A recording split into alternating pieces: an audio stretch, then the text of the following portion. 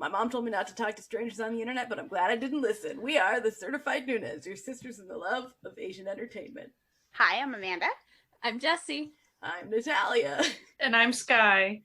And today, in an amusingly topical discussion, we're going to be talking about Kingdom, not the survival show, and not the K-pop group. Not the K-pop group. We're talking about the Netflix series Kingdom, specifically because the special episode Ashin of the North came out, which we all watched. And some of us had already seen Kingdom, and a couple of us had not seen any of it. And so that's what we're going to talk about today, our thoughts and everything. Before we get started, I'd like to say that no, I do not have COVID. I just have another cold. She's lying to you. She's a zombie. I am. She's been eating blue flowers. I am fine. I am fine. I'm just a little sick, so I apologize that I sound like I'm an emphysemic 85-year-old. So, yeah, we're gonna talk about zombies. It's gonna be fun. So, let's get to it, shall we? So this is Sky. I actually watched both seasons of Kingdom for this episode. Yay. I binged it the past few days. So that was fun. One thing I did want to say, as a usual scaredy cat of most things, Season 1 is way easier than Season 2. I will agree with very that. Markedly. I will agree with that. Yes. Season 1, they have to set stuff up in the first episode, so you kind of, whatever you get in the first episode, that's pretty much what you get for the rest of the time. Yeah. Mm-hmm. But Season 2, as far as gore level, some jump scare level, they gave me a jump scare at the very last episode. I mean, Listen, they get you coming and going, man. There was a lot more going on. I mean, I was still able to handle it. So if you are a scaredy cat type person and you're like, oh, Season 1 was maybe my limit, just know that you should try Season 2, knowing that there's more shown when it comes to the battles and stuff, to where if you're usually not able to maybe handle Lord of the Rings level stuff, that's pretty much what it is, in my opinion. Lord of the Rings level. I would say the best way I can describe it is that Season 1 is a sageuk with a background of zombies, and Season 2 is a zombie drama with a background of the sageuk. Yes. And both of the seasons, they definitely do make sure they go through every trope that's in a sageuk. You can't escape that in this series.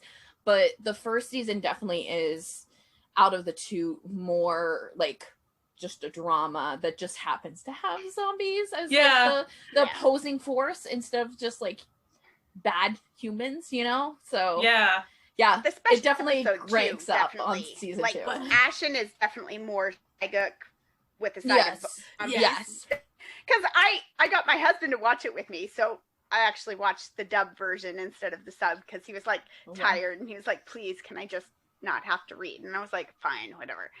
But I got him to read it by saying or watch it. I was like, will you watch this zombie movie with me that I have to watch for the the podcast? And he's like, sure.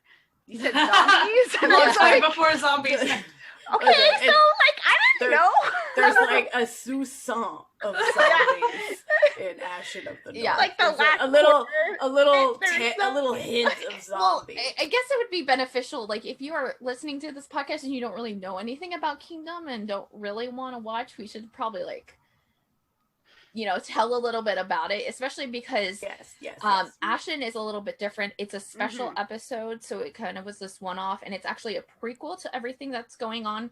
So its focus is actually more of how the zombie outbreak happened, as opposed to it being integrated into the story as of yet, Right. I'll just as a bit disclaimer here, I haven't actually watched the 2 seasons of Kingdom, but I did listen to the K-Bay podcast recap them, so I have a pretty good sense of what happens. But if there was anybody in the Ashin episode that I was supposed to recognize, or that would have you know, you guys would have watched it and gone like, oh, it's that person. Like, I would have none of that, because like all I'm getting is like Michael and Robbie's description of like, you know, a hot man with hair or whatever, right? So like, understandable. that could be anybody. So whatever. You're like, that's most Korean actors, so way to narrow it down. And one thing I will say about like season 1, so I was thinking that my husband would be into Kingdom, and he might be at some point. He's too busy lately to watch it with me. But so I was watching with him in mind, someone that doesn't watch Asian stuff. And I'm struck by the fact that the first season got so popular with it being such a heavy Saeguk. Like, yeah, conceptually, like when I was living with my coworker, that Kingdom was the well, first we watched Train to Busan, okay, because her not my coworker, but her husband, he was like, oh, do you want to watch a movie? And I was like, yeah. He's like, know anyone that are good? And I'm like, hell, do I know a good movie for you? So we watched Train to Busan with him and his 14-year-old, and they loved it. And they were like, oh, is there any more like Korean zombie stuff? And I was like, as a matter of fact, this was right when season 2 had just aired. I was like, as a matter of fact, there's a whole Netflix TV show called Kingdom, and they had the only Asian thing they had ever seen was Train to Busan, and both this 40-year-old man and this 14-year-old kid were enthralled with Kingdom. Like 2 days, they watched the whole thing in 2 days. Big fans. I think that's what, like, a testament to the series, like, in general, and not just like that someone got into a Saeguk like having no knowledge of Asian dramas. I think it's so well crafted and so well produced that it like has a pretty solid story. So you're like kind of get in, because essentially the background of the story is that there's like an outbreak and everyone in the kingdom doesn't know, because how would they know? There's no internet. Yeah, there's no internet or anything, and they're trying to ages. kind of figure it out, and it just kind of constantly starts spreading. And the big plot is that like they're with all this going on, and how are they gonna like stay alive, because this threat of extinction essentially of their kingdom. But also there's other things going on that's like a normal Saeguk. There's people trying to overthrow the king. There's like court politics. There's also just like figuring out how they're gonna like keep other, kingdoms essentially coming to attack them as well. So it's got a lot of stuff going on, especially in that first season. What I think is very interesting though is that usually when you watch a Saeguk, it's like good to have some sort of like pre-background knowledge on things like court politics and the structure and everything, which someone who's first coming into a Saeguk wouldn't have. But with Kingdom, you really don't need that. Like it sets it out in a way that's easy to understand without being like pandery at all. Yeah, So definitely. It's very well crafted. It's a very, very well written show. They never had a screen where they explained all the setup. They really showed everything. Also, I feel like a lot of Saeguks, not that we have any real history, like we're not like historians of like Korean, like but like you do have to have like kind of some knowledge of like what goes on, because essentially like all the Saeguks kind of follow the same pattern, because that's like kind of really what happened. They try to tie in with that, and it's kind of interesting that they were able to do it that in a palatable way for the audience. And I wonder if they specifically did that, like they specifically set it up because they knew it was going to be on Netflix, and so that like Netflix was like, hey, try this. One of the things that we were talking about when we were like deciding on this episode was I was talking about how I thought, especially in season 1, that the zombies were set up like they were an opposing side. So all the like scenes that you see the zombies like attacking were very battle. They were like set up like battles. So like while they were gory and like obviously they had makeup to make them look like they were dead, and you could differentiate between who is a human, it was still like just a battle. It was the goriness of like war in Yeah. general. And I thought that was like a really interesting take on like a zombie kind of infusion, like because Yeah, it the way wasn't that they set up the zombies were just so like real integrated, like you know, it wasn't gory to be gory, like some sort of like, you know, splatter well, it's just like stuff could be gore as war is gory, Yeah. you know, Mhm. like Mhm. really honestly nothing that was happening isn't things that weren't happening in like when two Yeah. sides are battling with each other. And I just Yeah. thought that was kind of like a It really just- interesting thing. It wasn't like, you know, all like it was not constantly like zombies popping up randomly here and there and taking out someone and like it being quietly creeping in the background, you know, as like a normal like horror thing. It was like a bunch of zombies Mhm. trying to attack their Yeah. food source. Well, and then essentially, you know? sometimes you would have scenes where zombies aside, there would be people attacking people yeah. yeah, for various yeah. reasons, and that's something you see in Segoks a lot too, and historicals of other countries as well. So that violence, season 1 was very much kind of that level of violence, that battle violence of. I mean, yeah, it was kind of gory, but it was really just the conflict of that. Yeah, I definitely noticed that. Season 2, it still had that going, but it was like leveled up, Mm. more Yeah. intense. I think like with season 2, they were like, oh, like people really liked this. Yeah, season 1 was like the Okay. judgment of like It's if they like season 1 was the like, feel all right, of it. let's see, can we get a bunch Can we of get the like people?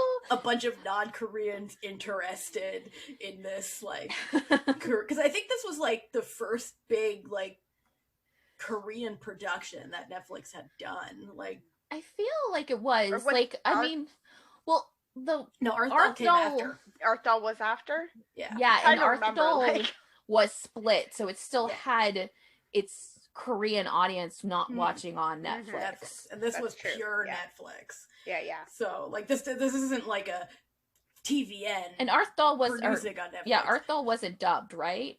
No, Which I think is kind of a key factor in like Mhm, really mhm. produced, True. specifically targeted Yeah. for a Netflix And audience. when they filmed Kingdom first season, do we know if they were pretty much for sure going to try for a second season, or was it because it got so successful? I'm not sure. I'm not sure, and I should have looked. I kind of feel like it's in a feeler because I have like read some articles, like especially like in relation to Ashin with Kim Moon-ji, who's the writer, and everything still seems like it's up in the air. And I think this is just what I like know of Netflix is that they're very much they put out something and then they see what the audience reaction is and then they'll go forward.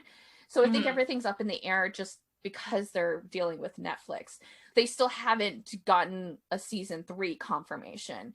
And she even specifically says that she knows what she wants in it and she knows how she's gonna wrap up the story, but she still hasn't gotten the confirmation on that. And like just now or a week ago, they talked about how they were going to do another special episode with was going to focus on the Prince. Yeah. So like, I think they're probably trying to like put out feelers to see how people are feeling. Like the general Netflix audience is really liking it, but I feel like the general audience is really it. liking it, especially because I went to see if this special episode was listed on Letterboxd, because Letterboxd is like my outside of the Asian entertainment community. Like, and when I go into the real world, I go to Letterboxd, which is like just a site that you track your movies.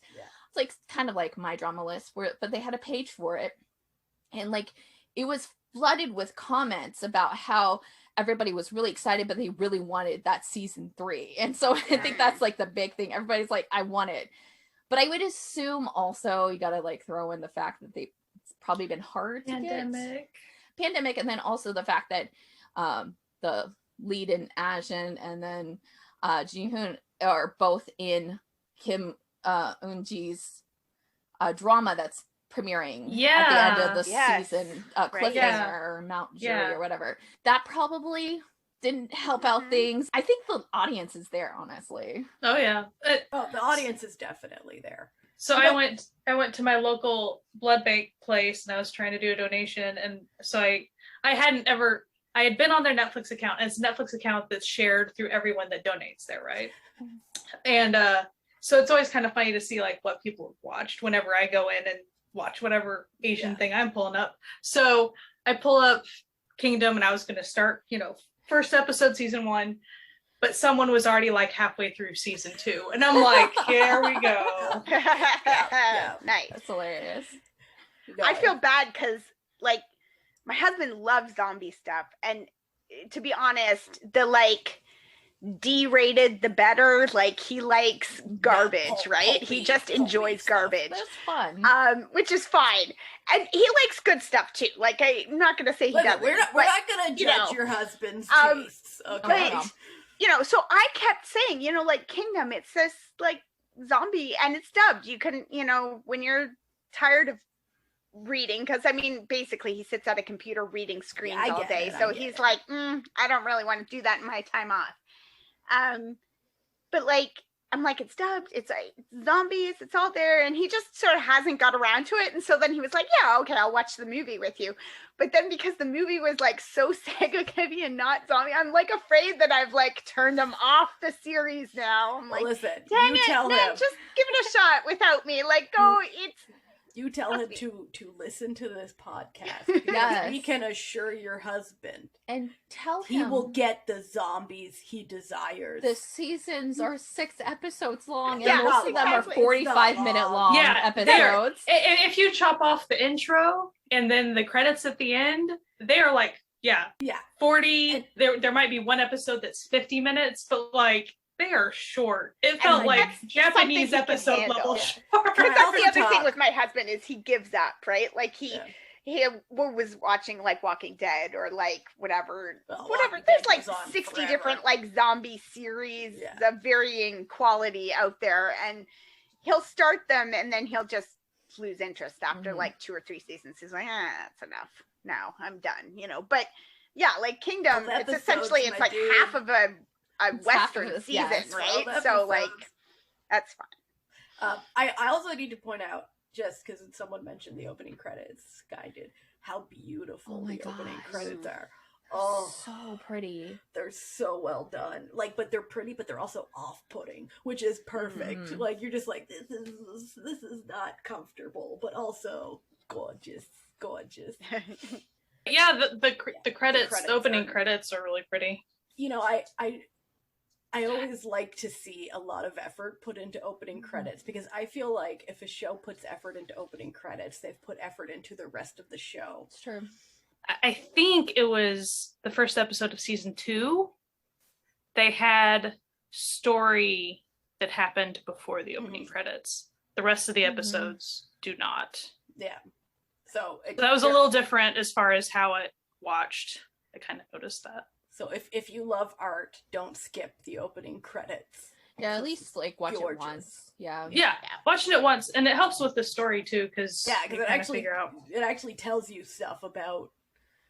But you might not know that until after you finish the series, and you're like, I see what they did there. And that was something that I really enjoyed about Ashin. Well, the 2 seasons of Kingdom was the problem solving of trying to figure out what on earth is going on. Yeah, I like that. Because you as the audience are participating the same as the main character, who in the series is the prince. Well, and I loved Sobi, and how she was the one, this female physician person who doesn't, a lowborn female physician person who doesn't have a ton of power, and she still has to work very hard. And it's not like she can go put it in a lab. She has to go problem solve it herself and do the legwork and all that. And that was pretty cool. Yeah, I kind of like that it was, you saw it within the community, and it wasn't like, some of the other zombie movies, while they do have like scenes where they kind of like, you see like the scientists working on them. They're always off characters. They're not even like side characters. They're characters you have no connection with whatsoever. And so it was like kind of really interesting to actually see the development of them trying to figure out what's going on, and then also how to fix things like internally to help them, and not just like fixing what's happening with people turning into zombies. And I have to say, like, it's rare for these types of movies or shows to have particularly compelling female characters. But this show had many compelling female characters, they really both good and evil. I feel like you can kind of trust, like, Bayduna to, like, she doesn't disappoint, right? So she has good choice making skills. So like if she's there, you know, at least it might not be to your taste. It might not be ultimately something you'll enjoy, but you know it's going to be a quality story or at least an interesting story, because she does not pick boring. I'm going to read this because I just read the article like right before we started recording, because I was just trying to see like what was out there about Ashin, because I had like it like primarily like just blocked everywhere so I wouldn't spoil myself, because I was like just kept on putting off watching it. But there was a Soompi article where they had translated like an interview with the writer, and I thought this was interesting specifically about Ashin, is that Ashin's character wasn't written as like as stemming from the universe or like as a thing. It was literally written for Ji Hyun, who is the actress. Cool. She saw her and she was like, I want her as a character in this thing. And she said it wasn't just Junji's cool and glamorous image, but also her gaze in films like Assassination and The Berlin File that I found really memorable.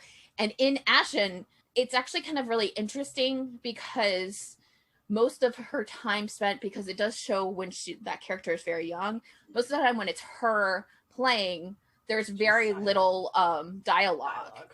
Even like just in general, there's very little dialogue, especially when the zombie outbreak starts to happen. And I think that like they really did use those silent moments in just her face and how she was portraying everything that was going around and happening, and what she was doing to progress the narrative, that like it like really worked out like really well. And I think that like maybe that like shows a good balance between the writer and the directors, because she didn't direct, the writer didn't direct, so like a less talented actress wouldn't have been able to that too, but like also that like the writer was like, hey, this is why I developed this character, and this is why I picked this person, and the director was like, okay, and we'll use that to the thing, because they could have not, you know, essentially. But I think it works really well. Ashin's a little bit more artistic than the other two seasons. One of the things that really kind of, I don't know if it surprised me exactly, but like with Ashin, what I primarily know Jun Ji Hyun from are like My Love from the Star and Legend of the Blue Sea, where she is larger than life. She is over the top. She's kind of silly. She's fun.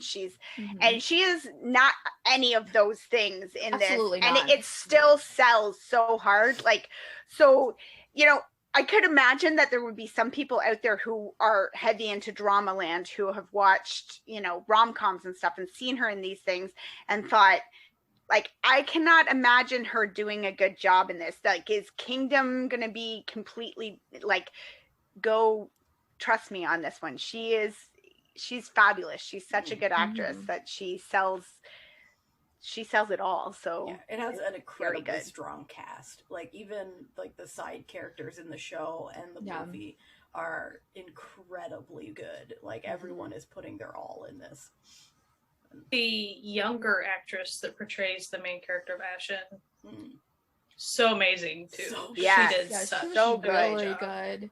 Never fell out of character. Like that is quite the role. They gave her so much screen time as a younger actress, and she did so well with it. And I was just super impressed with her. And so I look forward to seeing what she does as she progresses in her career. The actress's name is Kim Shia, and she's 13. And in 2019, she was awarded a Best Actress award at the Egyptian Film Festival. She really was great, and she's in it a lot. Like, a lot of the story is centered on her being young. Wait, 2014, and she was like 6 years old. 2019? No, 2019. Sorry. 2019. Like, still. whoa. But still, I mean, still, she was like 11. 11? She won for her portrayal of Ji-eun in the 2018 drama Miss Bake. So, and yeah. I mean, she's got like 5 movies she's done and a drama. Goodness. I mean, that is a lot of work for a kid who's also working on growing up and getting an education, whatever. Yeah. Now, speaking of incredible performances, I gotta say, the actress who plays the queen in the series. Oh, man. Oh, my God. I fell in love, but I shouldn't have. Because she's not the person you're supposed to fall in love with. You're not supposed to like her at all. But and the character was likable. I'm not, because I don't want to give too much away, but she was not. But holy shit, she was that was an amazing performance. I think like so many of the people that were in here, like, or in the show, like, that were playing kind of side characters just did so well. And like, not to say that they haven't done well in their other shows, but just the way that they were kind of like able to carry, even if it was the smallest of roles, like people that would be really great. The guy who plays, I just always come back to Come and Hug Me, he plays the serial killer dad. He's in this and he's incredible in it. And there's the one guy who's like always like the secretary comedy role in a rom-com. Yes. He was in this and he was so good. Yeah. Like the entire time I'm like, sitting there, I'm like, this is he was the secretary in Kim Bong-soon. Yeah, he was, right? Yeah, the main dude's secretary who constantly gets Strong Woman Do Bong-soon. Strong Woman Don't. Yeah. Thank you. I was like, just like, is that the right title? I mean, there are a ton of people. And yeah, like also you'll know all the cast, like really. And the guy playing his like the prince's bodyguard who was in Let's Fight Ghost, like he's so good. Like it's just I really like when you see these people that like have been in like very comedic roles, like play a role that's not comedic at all, like because there's none of that in there. They don't like try to like throw you off and try to like make it a little bit lighter, because it's like no, this is what's happening and we're staying in this. This is not a good time. Like my favorite character now is Ashin, and I desperately need a season 3 just so I can see her interact with the rest of the cast. That's what I need the most, especially with like Bayduna, like her character, like them too. I can need that. Listen, I can feel the romance already. You see it a little bit in the like end of season 2, but it's like a fraction of a second, because that's like she turns around and the two of them see her, but that's all you get. Yeah. And like you don't get any of it in the special episode because it's supposed to be a prequel to everything that like is happening even in season 1. I desperately need to know.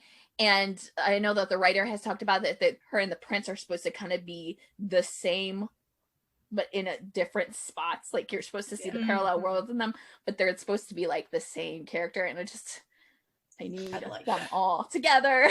That's what I need. Well, my favorite character, I don't think the queen will be back for season 2.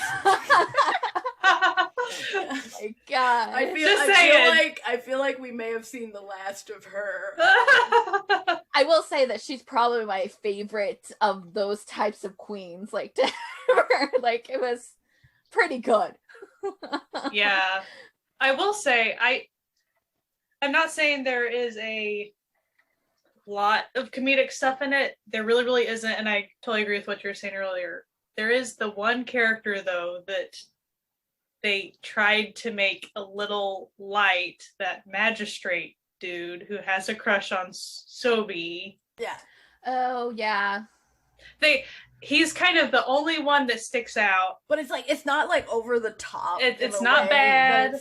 But it's the only character that's obvious. It's like, oh, he's the one comic relief but character. they definitely don't do anything with his character that tone, it makes the tone shift in the series. Yeah, it doesn't change. It's like a lighter tone that makes sense in the context of it's the just show. like it's just him, like, so he's not like changing the dynamic of the show. It's just and also that's it's like his character. He's supposed to be like a buffoon, and you get that he's like kind of not like actually idiot. Figuring out what's going on, that which there would be people like that, like not everybody is gonna be like, we're in the middle of a pandemic right now. I can tell you there are buffoons out there who don't seem to get what's happening. And his character never shifted the tone of a scene. So when like he had moments with Sobi or whoever, they would still be very much within their character, and they wouldn't lighten for that character. It would just be like, he's being a doof, like you're an idiot, and then like, shut up, this is not the time for your nonsense. Right. And I mean, it's true. I mean, just like in Train to Busan or something, every once in a while you see a character, because this is real life, there's someone that's super cowardly and like they stick out from everyone else who's acting more humane, possibly, or more courageous. That's how it that's is. That's humanity for you. Yeah. There's, the fight and flight response. Like, it has been proven that I fight, like, in that situation, in like this is a little side story that's just, some people fight and some people hide and run away. Okay. That's basically what fight and flight means. But I was on the escalators coming up from the metro one time, and Matthew was coming home from work, and he saw me on the escalators, and he came up behind me, and I had my headphones on, so I didn't notice him, and he put his arms around me, and I turned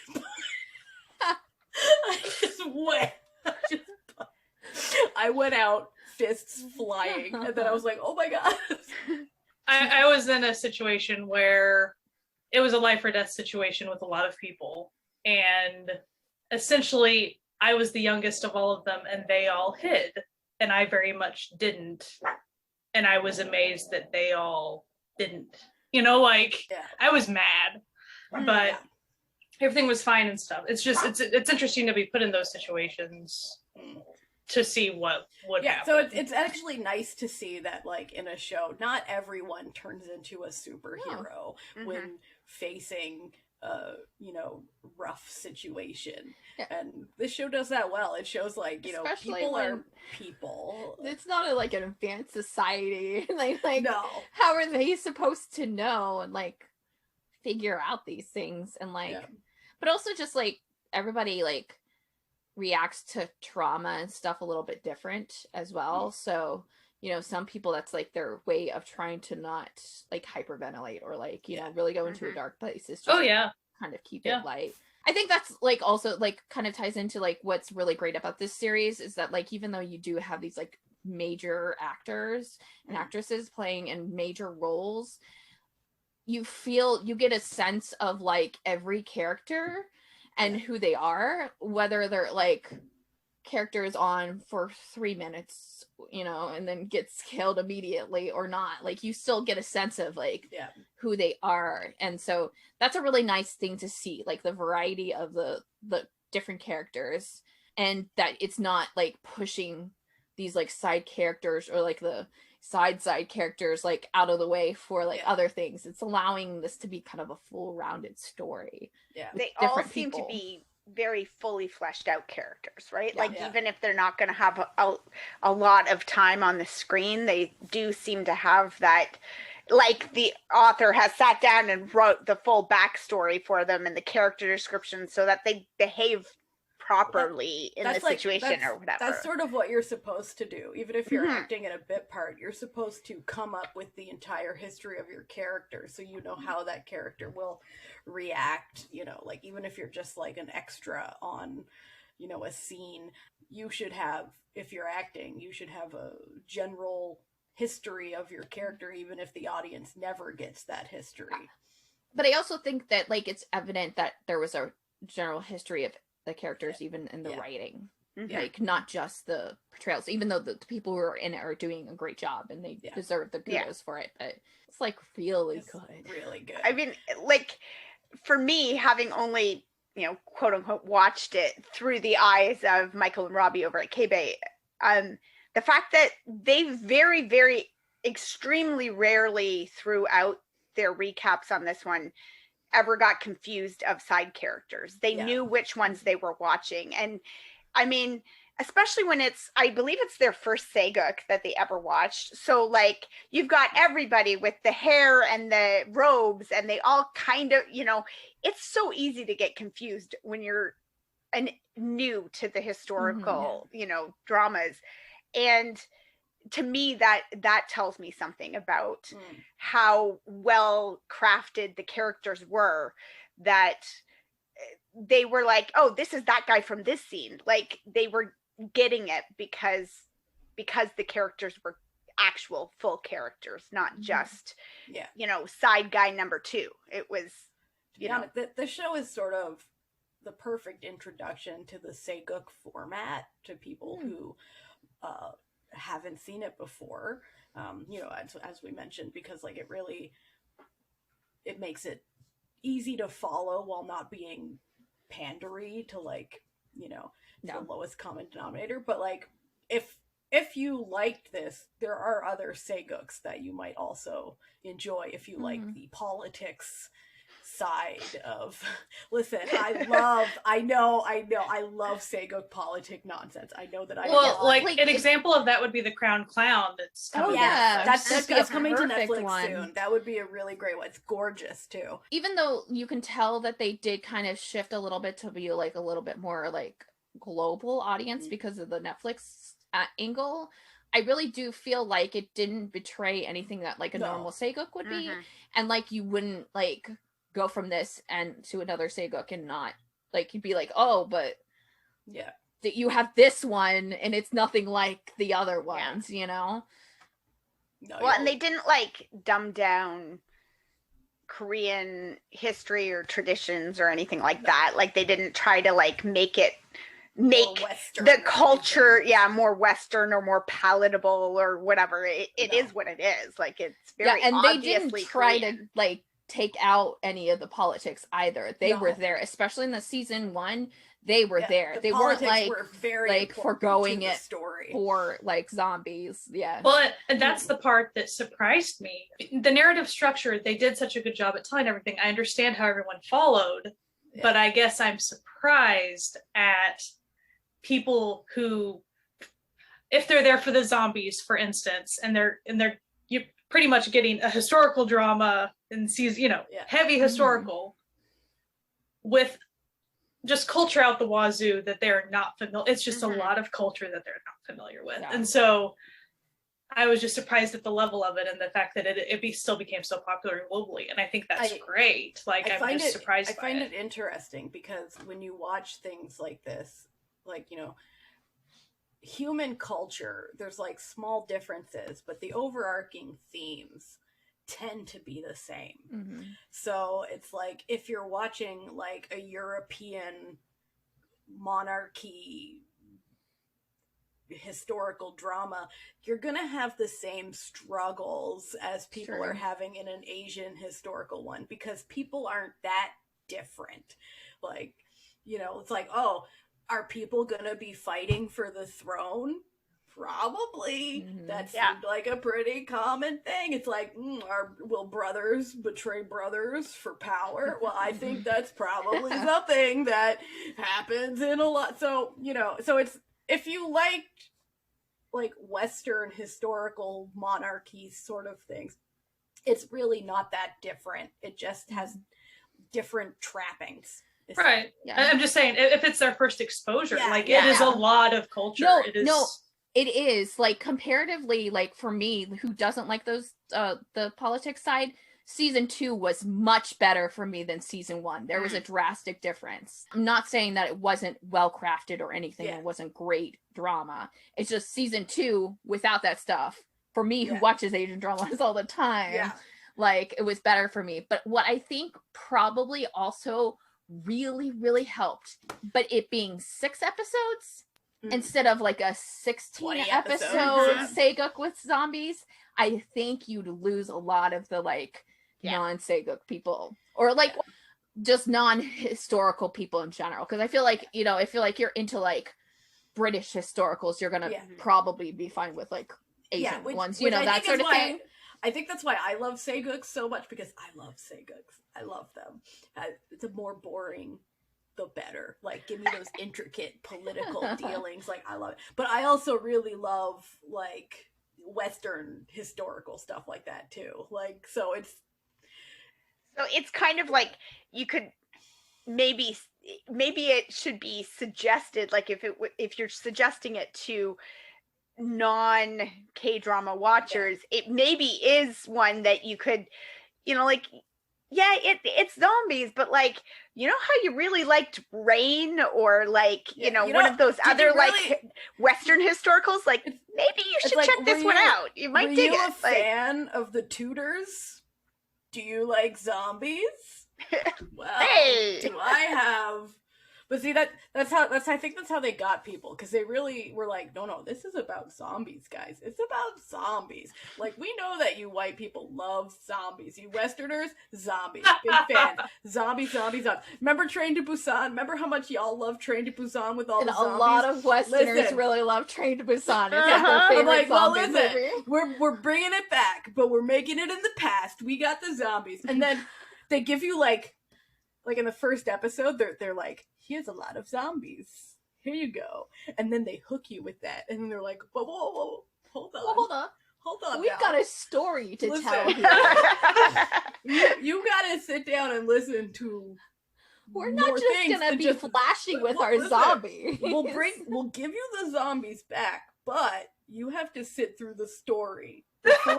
Zombies, okay? And then season 2 is like, okay, now we will allow all of them to hit the fan. It's like, listen, you were very cool. You sat with us through the history lesson. Like, we love you for that. So, here you go. Here's the zombies, my dude. And dude, it's straight up from like the first seconds of season 2. It's like, well, no, because it's into like in the last, like the last episode of season 1 is like a real the zombies cometh cliffhanger, and you're like, I just remember my coworker's husband and her kid, and they were both just like, whoa. They were like, oh shit, like right at the end of season 1. I'm like, aren't you glad that season 2 just came out here? Like, I'm so glad that I like waited and like I had I kept on putting off Kingdom, mostly because I had like planned on it being specific times, then I never do it, or get like crazy about something else or whatever. As I was like watching this, I was like, I only have like a couple of days wait in between Kingdom season 1 and season 2, and like season 2 and Ashin. Like, I don't have to like those months or a year or whatever it was like for everybody else. I'm like so glad that I had like put it off this long. I hadn't watched it until then either. Not for any like real reason. It was just like I had been watching other things and it kept getting, you know, you put the list to keep like just so I was watching it with them too, and I'm like, listen, I haven't seen this one, but I'm pretty sure it's good. So then we all three of us were there. I was actually thinking, like, if I had seen that last episode of season 1 and had to wait a year for season 2, I would have been I would have been so mad. So I hadn't watched it until now, but when season 2 came out, I was taking a screenshot for our Instagram, and I didn't watch the whole episode, but there was so much crap going down that I was like, I had to be like, but do they survive? Like, so I had to keep on like watching bits of the episode to be like, okay, they made it. Okay. And then I was like, what the crap just happened? And then I was like, oh shoot, they don't go to sleep now. Season 2 is season 2. They're like, oh, we've got zombies, and this is horror, Saeguk. And like the first season was like, this is Saeguk. With a little bit of horror and a little bit of introduction into zombies. Like, it's like, we'll give you a little oh, these zombies. But like, it's not weird. That's the like beauty of it. It's not like it feels very organic. It's shocking in entertainment value. It's not shocking in like a way that you're like, whoa, this changed dramatically. That like it's not pairing. Because- It's like kind of like it's just like a really good escalation, and it just so happened that it happened at a season break. Because season 1 like builds up in such a way that you expect it to become season 2. It's not like you're being hoodwinked by season 2, being like, whoa. I think if someone, because I know that there are probably people that might struggle with the level of gore that was in season 1. If you're struggling with season 1, oh boy, just watch the first episode of season 2, and if you're able to make it through that first episode, you'll be fine. But first episode of season 2 tells you what you're gonna get. Yeah, and I feel like parts of Ashin does in a way, but like I still feel like season 2 is like the most. Yeah.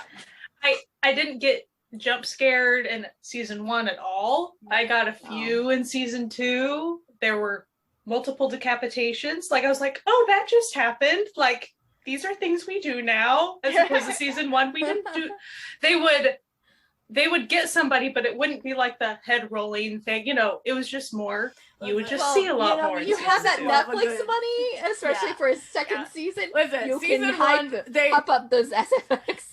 they weren't sure if they were gonna get, you never know how far you're gonna get with this. True. And then they were like, all right, season 1 was a banger, people loved it. Here, just coming money on you. And then they're just like, okay, we're gonna cut off some heads. Our blood budget just went up.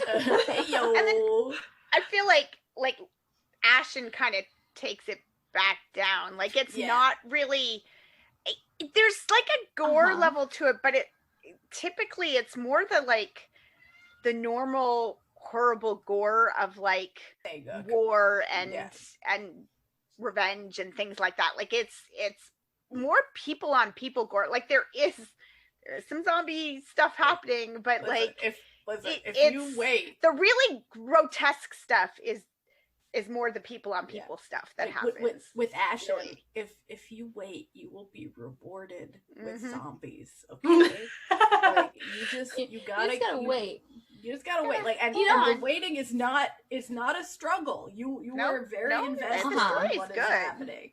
Now, I would say that I personally wouldn't say to watch Ashin season 1, season 2. No. However, Ashin season 1, season 2 is a perfect gradual of the kind of intensity of it. Yeah, intensity of it, which is actually really nice. But for story it doesn't. Do not watch Ashin before you watch season 1. Yeah, because even though it kind of goes as it's definitely it's its own standalone, because most of the time it's nothing that's happening like what you've seen in season 1 and season 2. It's intentionally a special episode. It's not shaped up to be even a movie. It's not. It's kind of really got a lot in it. It's yes, you learn some stuff that you didn't know at all in season 1 and season 2, but there's also just you kind of having season 1 and season 2 is kind of essential to get a lot. It's kind of more if you had a 50 episode Jangia or something, and a new character would come in and make they would do something in a big battle scene, and then you'd have a flashback to and have an episode or two of that character and how they got to this place, and then you'd go on with the rest of the story. And that's kind of what Ashin feels like. It's kind of she got introduced, and now we're going to see her story, and then we're going to keep going, Yeah.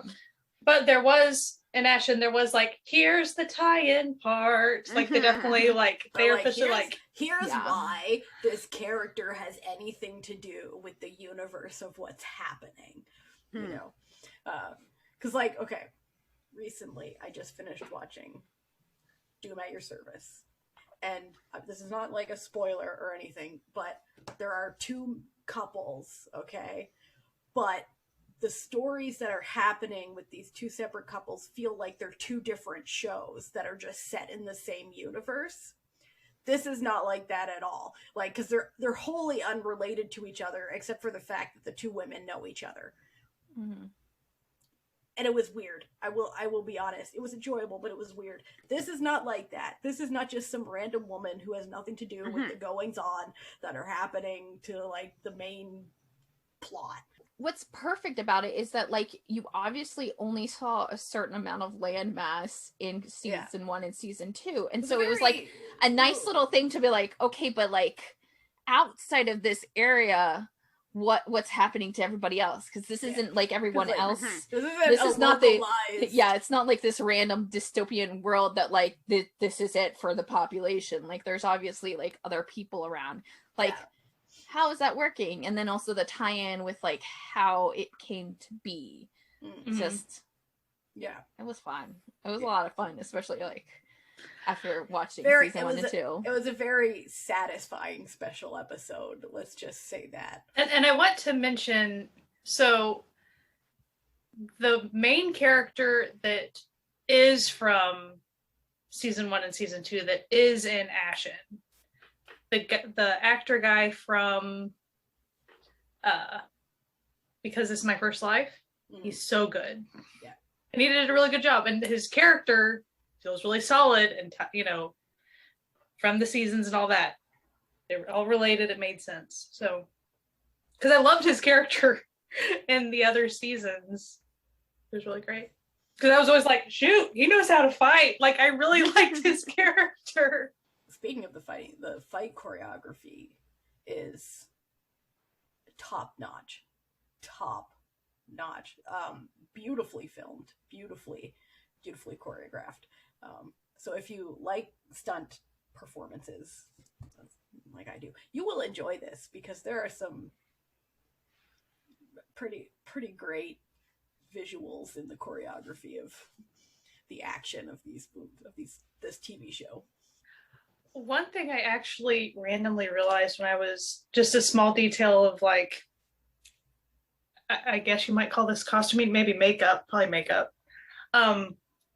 I'm not sure I've ever seen a Sageuk where they made a point to keep like crumbs in people's beards. Yeah.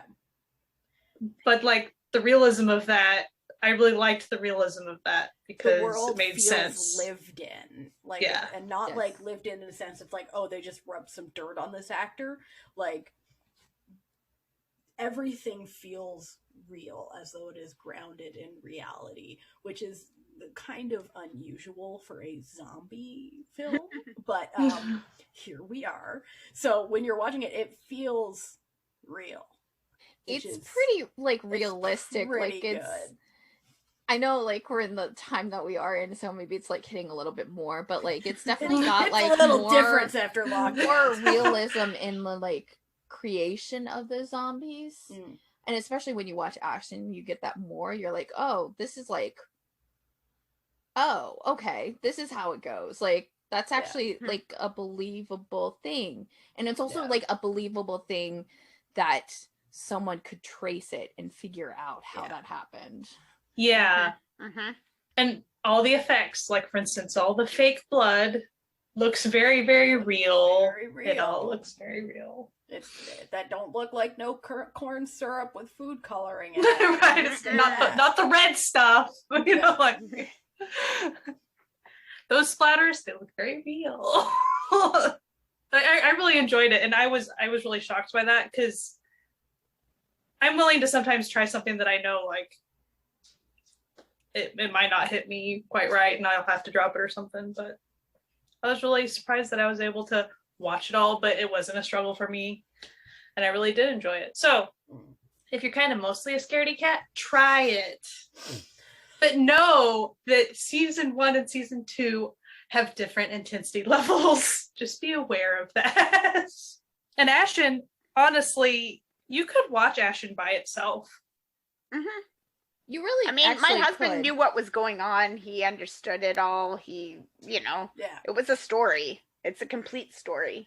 Yeah, I mean, like, I don't, like, I feel you get more knowing season 1 and season 2, but it's not like it's going to be, like, the end of everything if you don't, like, have like, that background. I mean, it kind of starts out with some reference to things that are in the other shows, and I was like, I was sort of saying to my husband, like, oh, that's this, or whatever, but, like, not like massively, like you didn't need it in order to see it, but it does add depth to what you're seeing.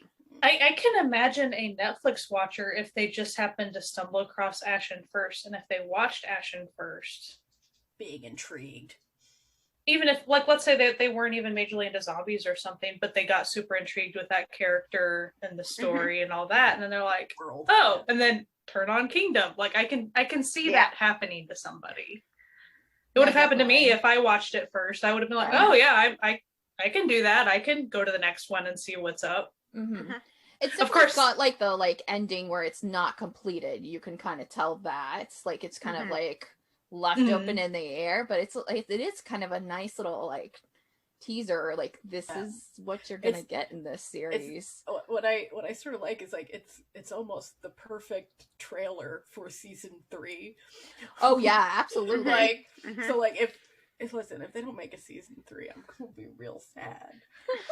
Like, oh yeah, but Netflix is usually pretty smart when it comes to money.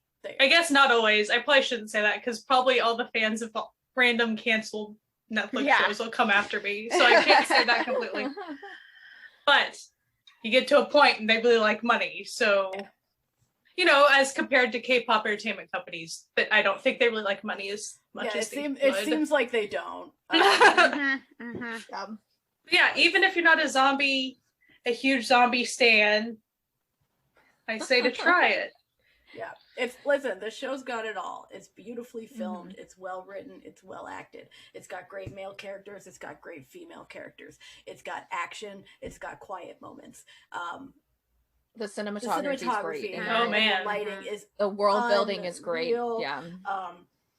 The costume design, the makeup, everything is incredible. You will not come out of this having lost any time of your life. You know what I mean? It's not like one of those shows where you watch and you're like, well, I can never get that time back. And now it's the kind of show that you watch and then you go, wow, I wish I could watch that for the first time again. Because it's really good. It'd be interesting to do a rewatch of it starting with Ashin. Like, if you have time pass, if you're ever like, I feel like I want to rewatch that. If you kind of start with the side ones and go that way with it. Would be that might be interesting if like whenever they do like announce a season 3, like you can be like a countdown, watch up to it. Rewatch it. And the length of it makes it feel like you can do that much easier than imagine if both seasons were 16 episodes. Listen, if you're hour and 15 and you're like, if you are dedicated and have a lot of snacks, you can do it in a weekend. You can, easily. I did season 2 in a day. Me too. Be real. Oh yeah, season 2. I chopped through that sucker. we were in lockdown. We had nothing to do. Phil, Mark, and I had a good time, okay? We weren't allowed to leave the house, so... And I think the benefit, partial benefit to the shorter seasons of it, is that you don't wind up with some of that filler garbage. Like, there wasn't, 5 episodes of the envoys traveling the countryside or whatever, right? Envoys! No, did you notice that? When they actually mentioned, when they were like, oh, the envoys are coming into town, I was like, envoys! That was immediately my first thought. I was like, oh, envoys! For those of you who don't know, if you're just listening to us and you haven't heard us talk about that before, essentially in other Seiyuk shows of varying qualities, when there's sometimes filler, we kind of dubbed that when they just randomly talk about envoys, because that happened in a specific show that we were talking about. Also on Netflix, we watched 100 Days My Prince, and it was going pretty good. But then envoys happened. It sort of lost the thread. Envoys happened, and sort then of lost the thread, tanked. and it just went on about envoys for like a good 3 episodes, and we were just like, envoys. We were really just trying to get through those episodes, honestly. We had made gifs of just. What about them envoys, though? It was a whole thing. It was a whole in-joke. So if you ever hear us mentioning envoys, that's what it's about. It's pretty much us talking about that filler of that some Seiyuks have Yeah. Luckily, the envoys in this were not. They're very brief. They're very brief, but they made sense in the context. We love a of the good show. brief envoy. Like, we love a good envoying. You know what I mean? Like, ooh, when they mentioned those envoys, ooh, fan self. I would encourage people who maybe aren't into Sagoks, maybe aren't into zombies, because like I kind of fall into that on some level. Try it. Just try it. Especially if you enjoy some of these actors and actresses, like even if you can just see them doing a little bit of their performance, because I end up doing that a lot with dramas. If I know someone's a great actor or actress, I love seeing them portray that character at least a little bit. Mm-hmm. Even if the show's not for me, I like getting a taste of what they can do with it. And then I'm like, cool, they did a good job. And then I can just move on and maybe not watch the show or whatever. Yeah. But Kingdom, it's like, at least go get a feel for how good that world is, how pretty the cinematography is, and how well everyone acts. Like, it's great. So at least go see what everyone's talking about. Yeah. Well, and I would say similarly with Jun Jin Hyun, like if you're sort of eyeballing Cliffhanger, but you're going like, is it going to be silly because all I've seen her in is Legend of the Blue Seas and To My Star? Is it going to go watch Ashin and then be like, oh, okay, action star, I get it. Gotcha. Yeah, okay, cool. Like, which Cliffhanger is definitely not. Like, yeah. No. It's like no, exactly. It's supposed to be like a survival. Exactly. Like, so I could see where some people, if that's all they know, if all they know her from is these sort of over the top silliness, they might be eyeballing Cliffhanger, going like, "How's that going to work?" Right? But like, that's how it's going to work. Yeah, she's going to kill it. This is how it's going to work, and it's going to be great. Like. Or I don't know, like maybe watch like Assassins or Assassination or whatever it was. Yeah. See why. Yeah. She was specifically picked too. So, like, if you haven't already seen it, let's just say if Sky could get through it and not... I never hid my eyeballs. Never hid them. You will be fine. Probably not appropriate for the under 15 crowd, I will say. No. But I also just watching Ashin, my 10-year-old, he came to the door at one point and my husband was like, "No, stop!" Like, it was just at a specific scene too, and it was like, "No, stay at the door." And then, and we were watching it in our room, but we had the bedroom door open and he had gone to bed, and then he came back out and he's like standing like 5 feet from our door and he's like, "Can you guys go somewhere else to watch that, because I can hear them screaming." That's cute. And then you're like, don't worry, they deserved it. They're just having fun. It's a game. That's a game. It's a happy scream. Don't worry about it.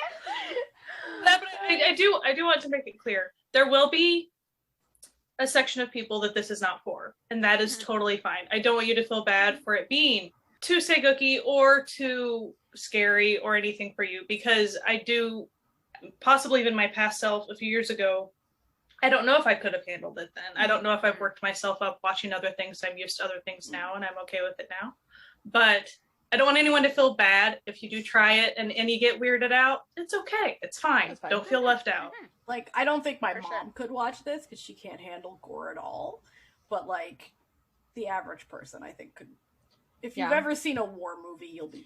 Yeah, it's like the gore of a war movie. But I do understand that, especially with zombies, just zombies themselves can be a trigger to people. So that's, some people are just, zombie is the hard line, right? And they just, I mean, werewolves, okay, fine. Vampires, sure. Zombies, nope, that's the one. I can't. They look like cross zombies. that line. And okay, you know what? Friend of So the there's show, that. Beth. Friend of the show, Beth can't handle zombies. We love Beth. Yeah. Sorry, Beth. This show's not for you. You can listen to us talking about zombies. exactly. Sorry, Beth. We All called you you need to out. We know. let everyone know. Let everyone know. Sorry, Beth. And that's totally fine. I want everyone to know, like, and people are like, can I handle it? Give it a shot. And if you're like, it's fine. Peace out. And go watch something that you can handle. First episode of each season really gives you a sense of what it is. So, like, you're not going to be too surprised going into the season after watching that like it's No. not going to be drastically different. So that's a nice thing. Like if you're trying to judge things. Listen, to the viewer out there doing this, I believe in you. You can do it. But I'm just saying, don't do something you dislike is all I'm saying. Yeah, Like, exactly. It's your enjoyment. If you're not enjoying yourself, if you're Move feeling on, stressed move out on. or anxious about it, then just Peace don't. out. Like, But if there's like, recaps listen, out there. If you're curious, go read a recap. It's, you know, like, but like whatever. if you want to enjoy it, but you're just a little bit of a scaredy cat, that's cool. Grab your favorite stuffed animal, you know, just keep the lights on. I made a point, definitely when I started watching it during the day. And then once I got used to it, I was able to watch a little bit later. But like, I made a huge point to do that just in case. We are not sponsored by Netflix, But we would take their money if they wished. We are open to sponsorships. I use Netflix so much. I know. Can you please sponsor us? One thing I do want to mention is if you go on YouTube, the Swoon channel has interviews and games and stuff with the cast of Kingdom, and it's really fun. Yeah. Also, Hashtag not an ad. Dreamcatcher did one of their music videos, and they actually had the makeup artist from Kingdom did all their like makeup, and they did a full like Kingdom spoof on. It was awesome. It was like for Scream, I think. And one thing that I can't remember which one. Say too, especially for people, I mean, obviously if you're listening to us, this is probably not your issue, but if you are a dubs not subs kind of person, the dubbing is pretty good on this. From what I understand, in seasons 1 and 2, Bae Doona actually does her own dubbing. She actually did. And so one of the things with it that's interesting, which they noted from some people, they thought it was awkward at first. They were a little put off by it, is that the dubbing is English with a Korean accent. Like, it's all people speaking with a Korean accent, which at first some Koreans were like, hang on. But then when you realize that it's because Bae Doona is doing her own, they matched her speech patterns with the rest of the dubbing. So it's not like she's speaking, you know, English with a Korean accent and then everyone else is speaking like American English. Everybody that does make sense. English with a Korean accent to match what she does. So I personally do not live that dubbed life. I don't generally either, but I understand because I watched necessity, accessibility wise for the dubbing. There was one scene that full on, I like had to rewatch it because it matched up so well that I honestly thought the actor must have been speaking English in that scene because it matched Netflix, so well. I was like, that Netflix money, that's Netflix good. money getting the quality. That's some good dubbing. I remember the first time I went to watch Kingdom, I had to like watch like half an episode, and then just something happened where I just didn't, and then I watched it like 2 years later. But the first time it had, despite the fact that I always have my Netflix, even when I'm watching things in English, set to have English subtitles, because, you know, snacks, you know, sometimes eating a chip and you miss what's there. And it had started with the dubbed version. Like, I hadn't set it to dubbed. Like, I always have it set to like original language with English subtitles, and it started in the dubbed. And it's so like there's like a little scene before anyone starts talking in like the first episode, and then when they started talking and it was in English, like my brain was like struggling, and it was like what is happening? So anyway, if you haven't watched it, you should check it out. It's on Netflix, all worldwide. Every single Netflix has Kingdom and Ashin of the North, so if you can get Netflix, you can watch it. So that's pretty fun. Any last thoughts, ladies? No. Give it a shot. Yeah, give it a shot. Even if you're a little scaredy cat, you might still like it. Even if you hate Saegooks, you might still like it. Because I know that most people aren't as big a fan of the political intrigue as some might be, some being me. Anyway, thank you for listening to this episode of Certified Nunas. If you want to support this podcast, if you know someone at Netflix, you can give them our number.